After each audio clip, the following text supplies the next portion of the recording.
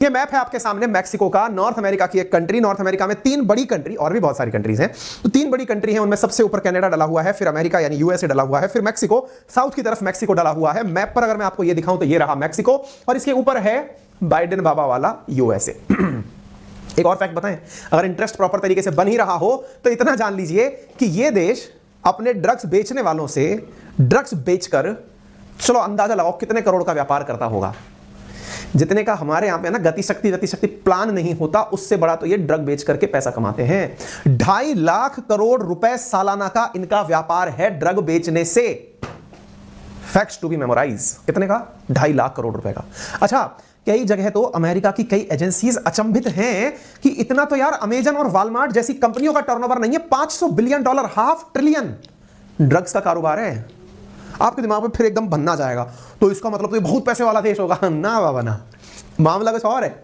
माल बनाते हैं भाई लोग, बेचते अमेरिका को है। बॉर्डर टच है इसका नॉर्थ में अमेरिका के साथ, नॉर्थ अमेरिका के साथ माल इनका बिकने नॉर्थ अमेरिका ही जाता है, यानी कि ऊपर की तरफ अपने यूएसए जाता है। यूएसए के जो आसपास की बाउंड्री स्टेट्स हैं उनके अंदर जाकर माल बिकता है। बिल्कुल संगठित क्राइम की तरह से है। सरकारों ने, अरे ट्रंप जब थे ना, तो ट्रंप इसी से लड़ने के चलते दीवार बनाने की बात कर दी थी कि मैं दीवार बनाऊंगा। बाइडेन बाबा आए, उन्होंने कहा नहीं, दीवार मैक्सिको के खिलाफ ही बन रही थी, अगर कुछ याद आ रहा हो तो।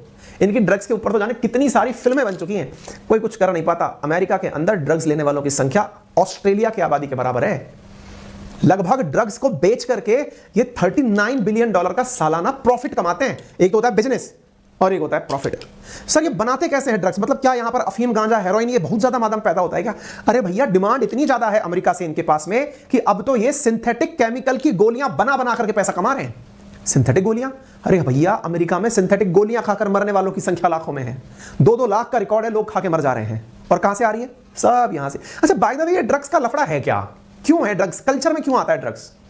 विलासिता। जब नाश मनुष्य पर छाता है तो विवेक पहले ही मर जाता है, और इस विवेक को मारने में जो चीज काम में ली जाती है वो है नशा। और नशे का जो सबसे सुलभ और सबसे आसान तरीका है वो ड्रग्स।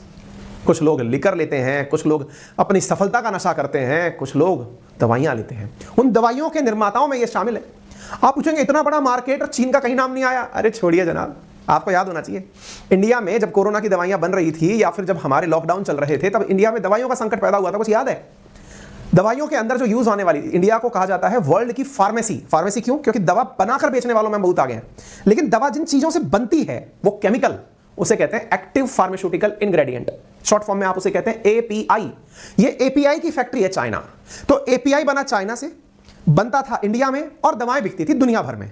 ठीक है, क्या आपको लगता है कि एपीआई केवल इंडिया में बिकता है? यानी एक्टिव फार्मास्यूटिकल इंग्रेडिएंट केवल इंडिया वाले लेते हैं? ना बाबा ना। तो फिर मैक्सिको वाले लेते हैं।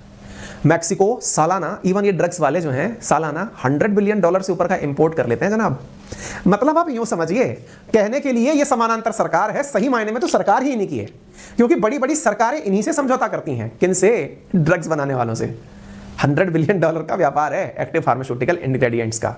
हम परेशान हो रहे होते हैं कि इंडिया का इतना इंपोर्ट बिल बढ़ गया, फलाने का इतना इंपोर्ट बिल। एक तरफा है। इसलिए कई लोग तो ये कहते हैं कि चाइना का इनडायरेक्ट हाथ है अमेरिका को बर्बाद करने में, मैक्सिको के माध्यम से। ये भेजता है केमिकल, मैक्सिको सस्ता केमिकल भेजते हैं, अमेरिका मरे अमेरिका की जनता। युद्ध लड़ना ही नहीं है, वैसे ही निपटा दो। कुछ याद आ रहा है? हिस्ट्री याद दिलाऊं? ऐसा कहते हैं ना, आप जब एक उंगली किसी की तरफ करते हैं तो 4 आपकी तरफ आती हैं। वैसे मैंने करके देखी तो 3 ही मेरी तरफ आई। जनाब आपको पता है, सरकार से ज्यादा सेना गुंडों के पास है। संख्या जानेंगे तो हैरान हो जाएंगे। 75,000 प्राइवेट सैनिक, सरकार से ज्यादा प्राइवेट सैनिक गुंडों के पास हैं। और ये गुंडे करते क्या है? ड्रग्स बेचते हैं।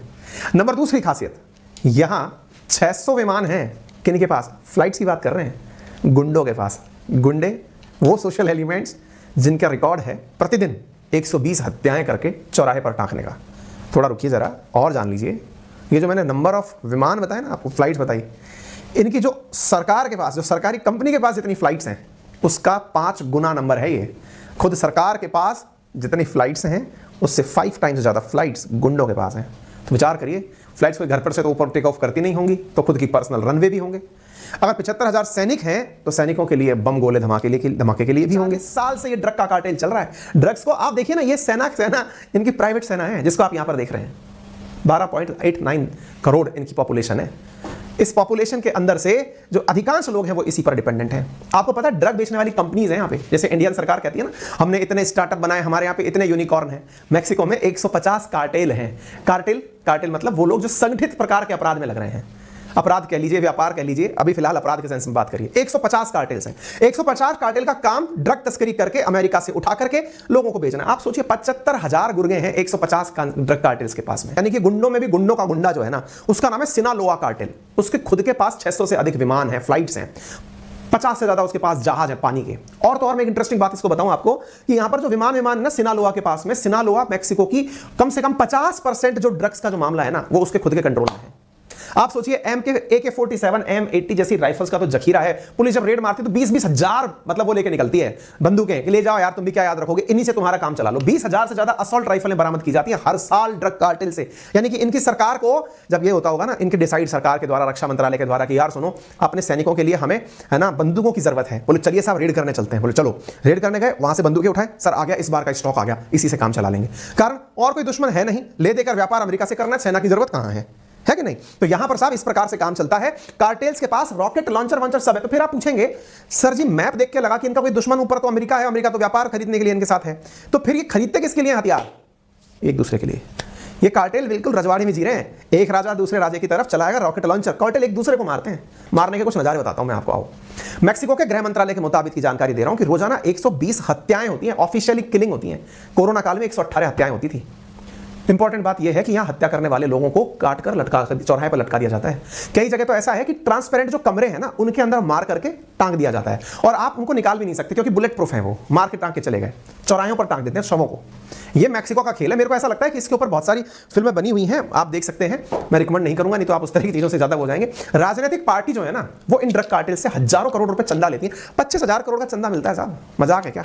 मैक्सिको के 32 प्रांत हैं, 32 राज्य हैं, उनमें से 29 राज्य बटे हुए हैं ड्रग्स के लिए। 29 राज्यों में से ये जो आप देख रहे हैं ना हल्का सा कलर, ये सिनालोआ के पास है, ये सिनालोआ करके है। ये सिनालोआ जो है ना इसके पास सबसे बड़ा मार्केट है। इसका मालिक ऑलरेडी जेल में है। इसके मालिक का नाम है सरगना अल चापो। सरगना का नाम है अल चापो। 50% ड्रग का कारोबार है, जेल में रहता है, जेल से काम चलाता है। बोले जब सरकारी सुरक्षा दे रही है तो अपने क्या करना है, 2 बार फरार हो चुका है। दूसरा है गल्फ कार्टेल, सिनालोआ का सबसे बड़ा धुर विरोधी है, पानी के जहाज है 50 भाई के पास। तीसरा है लॉस जिटोस, पुलिस और सेना के भगोड़े इसमें शामिल हुए, और ये क्या करता है मारने के बाद में लोगों के ऊपर एक निशान बना देता है। उस निशान का नाम है जेड40 करके एक निशान बना देता है। तीसरा है जुआरेज कार्टेल, ये अमेरिका से जुड़ी सीमा पर इसका कब्जा है, इसके पास शार्प शूटर्स और स्नाइपर्स की प्राइवेट आर्मी है। तीसरा है जेलिस्को कार्टेल, 2010 में बना लॉस ईसास कार्टेल, 35 लोगों का मर्डर कर शवों को राजधानी में फेंकने के कारण चर्चा में आया था। मतलब एक से बढ़कर इनकी मतलब जैसे होता है ना कि चर्चाएं जब होती होंगी तो इस प्रकार से होती होंगी कि यार हमने कितनी हत्याएं करी, उस प्रकार का हाल है। सिनालोआ कार्टेल को इंटरनेशनल क्राइम ऑर्गेनाइजेशन में टॉप पर शामिल किया जाता है कि भाई इसका सबसे ऊपर है, ये कहीं पर भी पोस्टल डिलीवरी कर सकता है। ये दवा बनाते समय चीन से आयात किए गए केमिकल से सिंथेटिक ड्रग बनाने का निर्माण करते हैं। जो दवा ये यूज करते हैं ना उसका नाम है फेंटेनिल, सिंथेटिक ड्रग है फेंटेनिल, पेन किलर के रूप में काम में ली जाती है। हेरोइन, मारिजुआना, अफीम से बहुत कम लागत पर यह उपलब्ध होती है। चीन इस सिंथेटिक ड्रग को उपलब्ध कराता है। ड्रग कार्टेल में मैक्सिको के जंगलों में फेंटेनिल को बनाने के देसी कारखाने लगे हुए हैं। पाउडर में तब्दील करके फेंटेनिल टैबलेट बनाई जाती है और वही टैबलेट से लोगों को दिया जाता है। आप इससे अंदाजा लगा लो कि अमेरिका के अंदर 2021 में फेंटेनिल की ओवरडोज से 2 लाख लोगों की मौत हो गई। यह तरीका चाइना ने मैक्सिको के माध्यम से अमेरिका के लिए अपनाया था। इस बात में कोई गुरेज नहीं है। वाशिंगटन पोस्ट में यह खबर छपी थी 2019 में कि क्या ड्रग कार्टेल मैक्सिको का $500 बिलियन से ऊपर का है। रिपोर्ट के अंदर लिखा गया था, ये लिखे हुए डेविड पर्ड्यू, जिन्होंने अपने द्वारा एक हियरिंग में कहा था कि $500 billion the market cartel business drug trafficking just in Mexico alone coming across the United state bigger than Walmart. $500 billion से ज्यादा का ये अमेरिका को व्यापार कर देते हैं, दवा बेच बेच कर। आप इससे अंदाजा लगाइए। मुझे नहीं लगता कि आप लोगों को अब भी इसके बारे में जानने की जिज्ञासा शांत हुई होगी। फिर भी गूगल जिम्मेदार है आपको और जानकारी देने के लिए। फिलहाल के लिए मैंने तो ये जानकारी इसलिए दी कि दुनिया में किस किस प्रकार का क्राइम है उसके बारे में आप जान लीजिए। आप में से कई लोग कहेंगे आपने हमें गोल्डन क्रिसेंट बताया था, आपने हमें गोल्डन ट्रायंगल बताया था। ऐसा तो कुछ यहाँ है ही नहीं। इनके अपने गोल्डन ट्रायंगल हैं। इन्होंने अपने ही राज्य के, देश के अंदर ही कई राज्यों में आपस में घालमेल करके गोल्डन ट्रायंगल बना रखा है। यूएस की अगर हम बात करें तो 8.7% आबादी यूएस की ड्रग एडिक्ट है। 21.8 मिलियन यानी 2 करोड़ यूएई की आबादी से जस्ट डबल ऑस्ट्रेलिया की आबादी के बराबर यहां पर अमेरिकन ड्रग्स लेते हैं। ड्रग्स बेच बेच करके कंपनियों को, यानी कि इस तरह की जो ये ऐसा अपराध है। अपन सोचते हैं ना सारे क्राइम हमारे ही देश में होते हैं क्या? नहीं भाई, हर किसी की अपनी समस्या है। 2011 का आंकड़ा है $39 बिलियन, 11 का प्रॉफिट था। आप मर्डर्स की स्थिति देखें तो 2019 का आंकड़ा 34,588 मर्डर सालाना मैक्सिको में हुआ करते थे ड्रग कार्टेल्स की लड़ाई के चलते। कोई फर्क किसी को नहीं पड़ता है। मेरा तो केवल आपसे इतना कहना है कि जब आप तक इस तरह की रोचक जानकारी मिले तो कृपया करके इन्हें शेयर कर दें, लोगों में थोड़ी अवेयरनेस फैल जाएगी। हमारे ऊपर आप इतना सा उपकार कर दें कि चैनल को सब्सक्राइब कर लें। वीडियो पसंद आया हो तो लाइक करना बिल्कुल ना भूलें।